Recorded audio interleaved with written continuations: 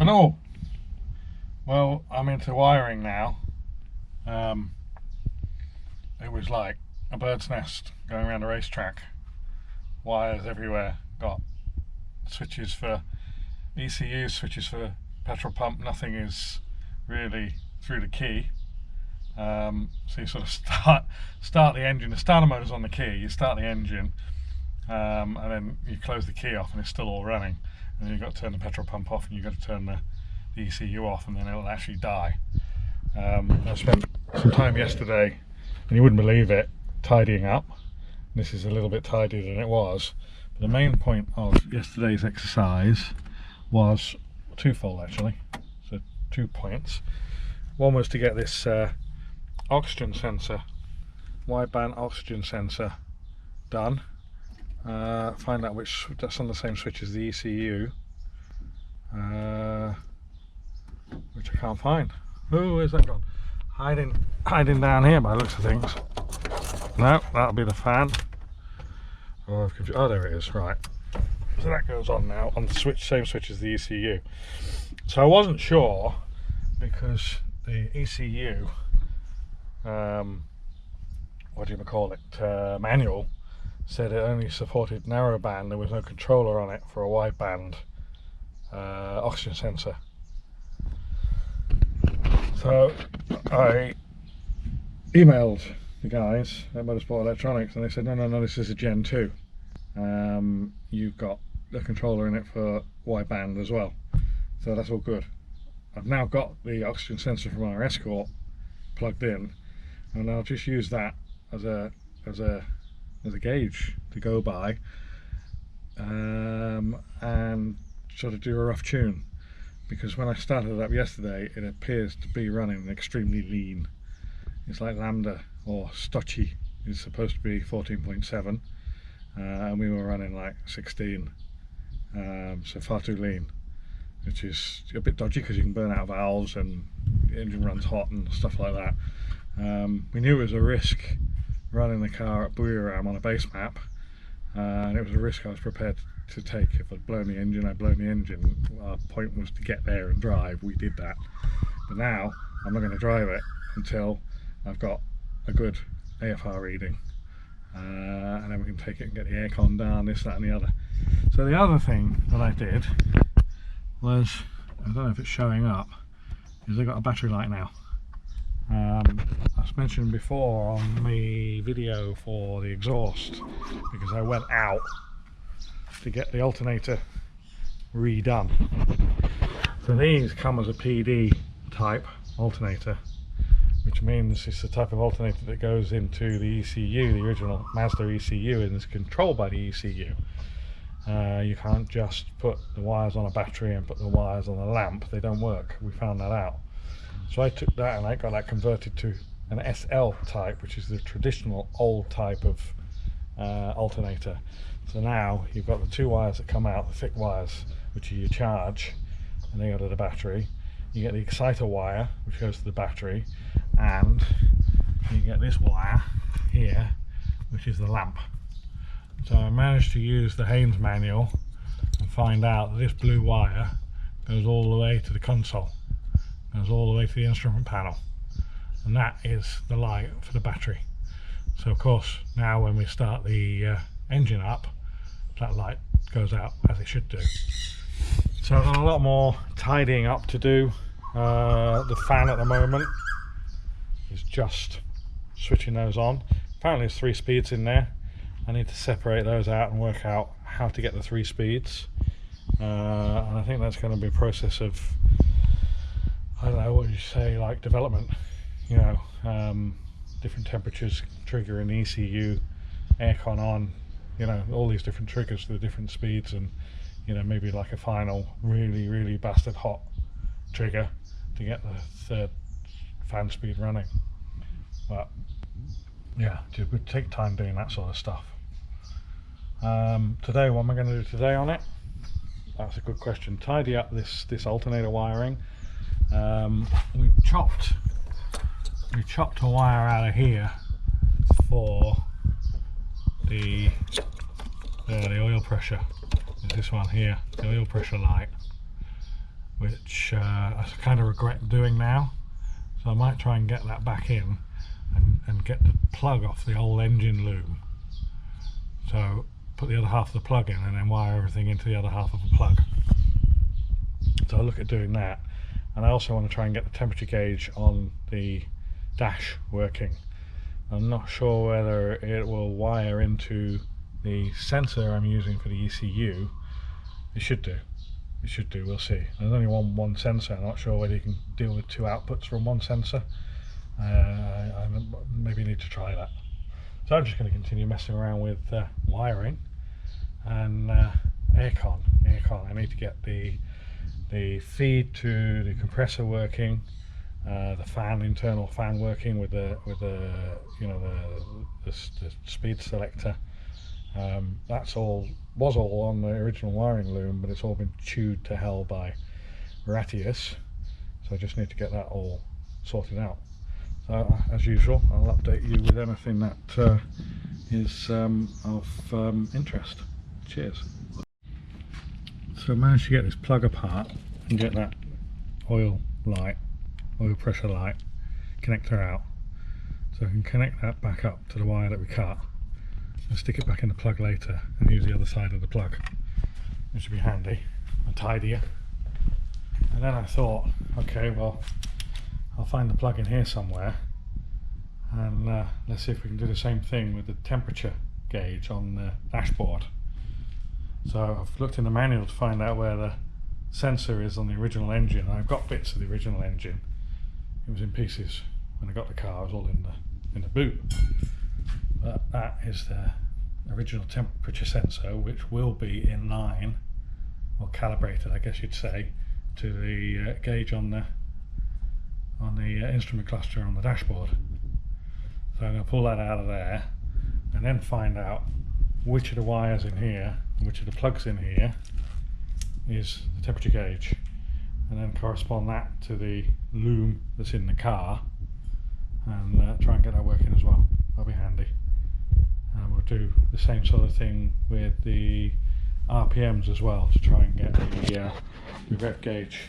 It's a 4-cylinder set of clocks, so there's no reason why I can't drive that from the ECU or from the engine. But it'd be nice just to be able to plug it into the loom and have it all nice and tidy. So this is the sensor, and this is acid. This is the acid that I use for the cleaning up of the sunroof, all the rust around it. So if I just take some of that, almost a bit full,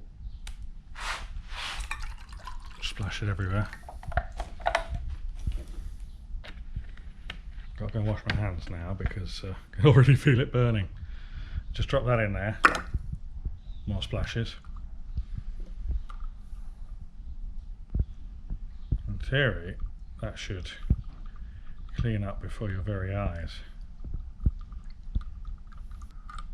I think it is working. Well, it does work. Maybe just taking a bit longer than before your very eyes.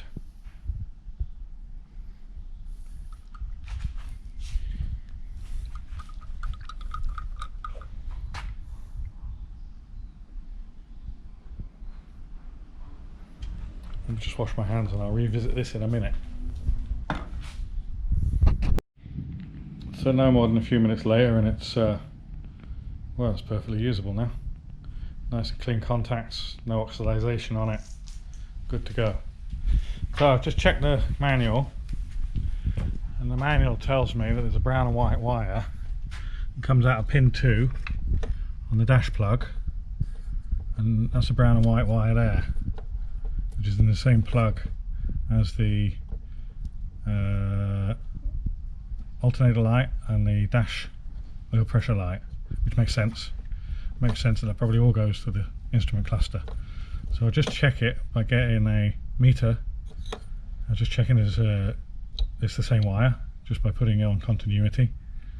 So one probe on the plug wire on the back of the dash, and another on here, and just see if it beeps.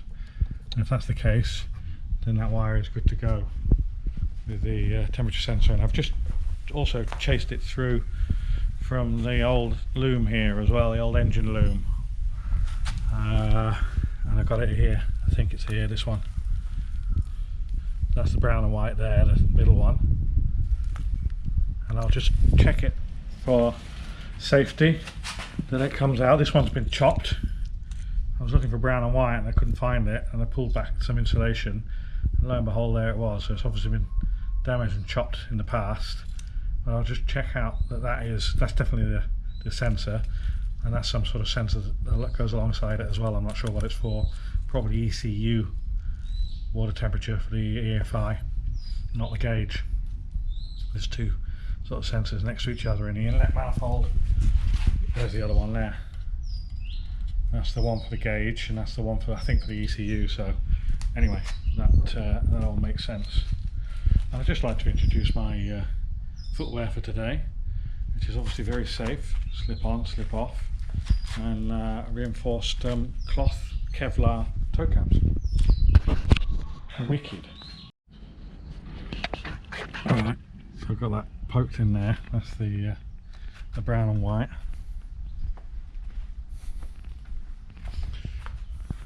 And this is the corresponding brown and white.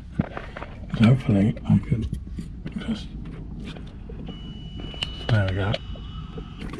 Right, jiggle with the fingers, but that is definitely the temperature gauge.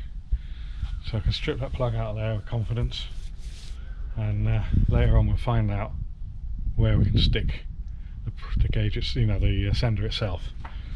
I could pull the things off the back of the engine, or I could just fabricate something, put it in a water pipe down here, or we'll sort something out. But the main thing is to maybe get the gauge to kick first. This is the wire in here, and I can't see it now, but I just found it's either 11, no,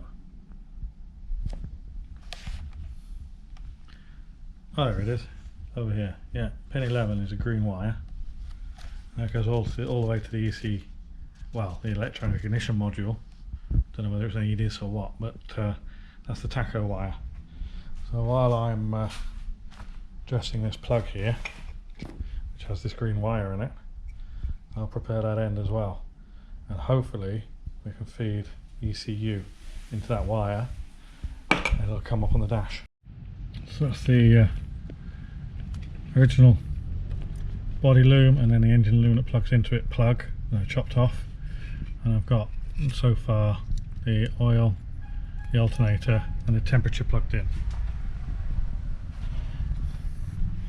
So I've already plugged in the instrument panel, and if we turn that on, okay, we've got battery light and the temperature's rising.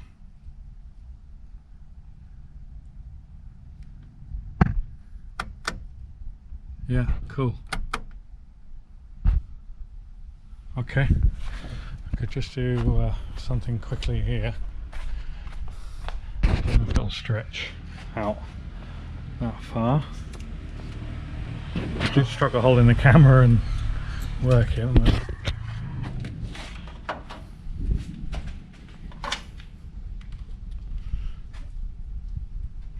Yeah, I can't really do it with the camera in my hand, so I'll try and do. This is just a lighter. So just give that a bit of a warm. And see what that did to the gauge.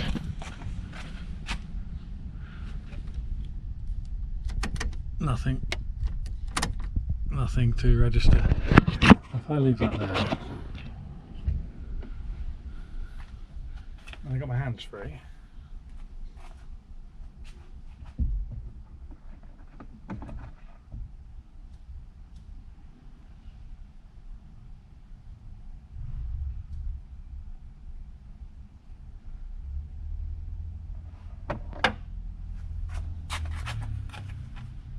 God knows. It doesn't look like it moved. Yeah, I thought it would with a bit of heat on it.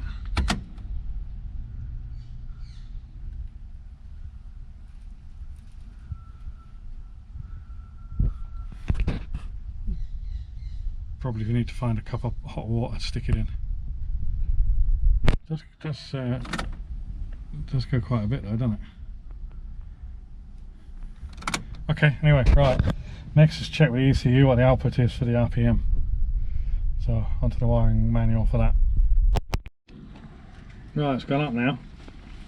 You know why it's gone up? Because I wasn't really thinking earlier. You can't just stick in a cup of water. It needs earthing. So with the earth and the lighter on there, temperature rises. So that's working. That's what we call a result.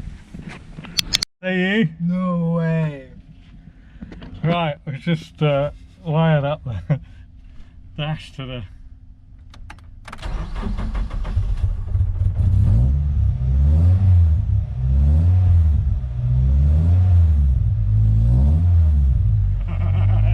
what do we say about that, mate? Wow. We're in time. 2,100, Yeah. 2,100. We'll have some of that.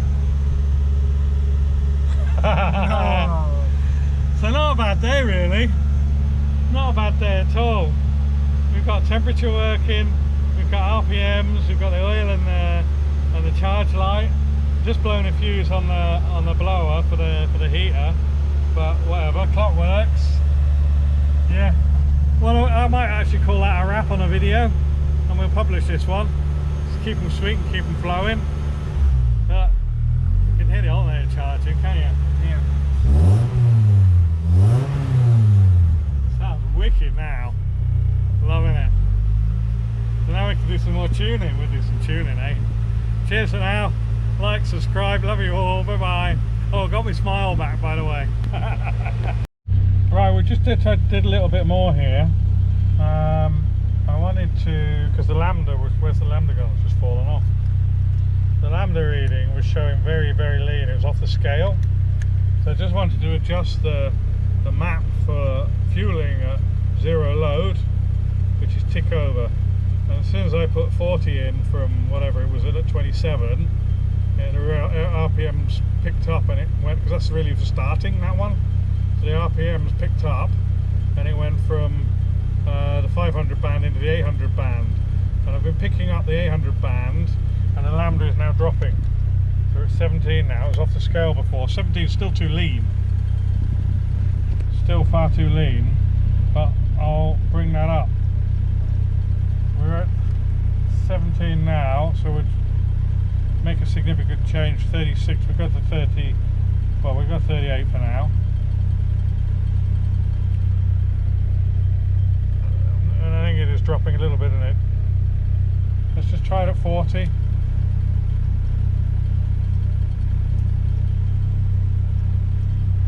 There we go, that's coming down, isn't it?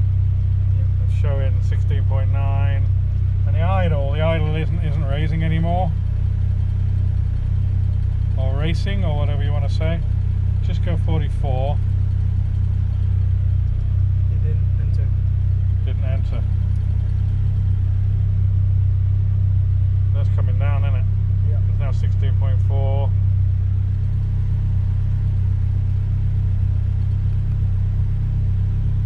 So that's a 44. We're going to 48. 16. That's coming right down now. And the idle, fortunately, isn't going any higher. We've got the band up until 1100. And that's coming down. 48, and this will be great because I want to go and set the aircon up. And it would know where it would run the aircon before, but it's got a good chance of doing it now.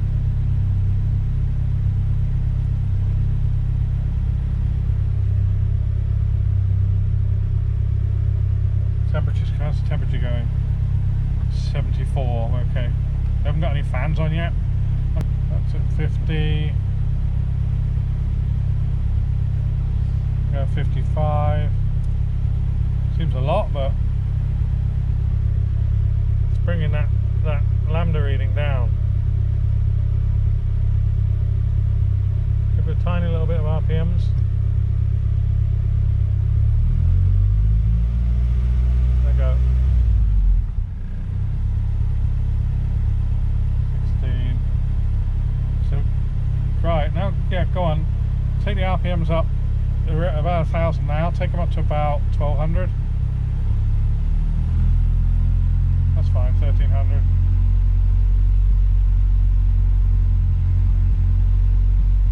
It's still running lean there. So what I could do is change that figure there. I'm not going to do it now, but we would change that figure now to get that richer because it's running too lean. Anyway, that'll do for now. Cheers. Back again soon. Bye bye.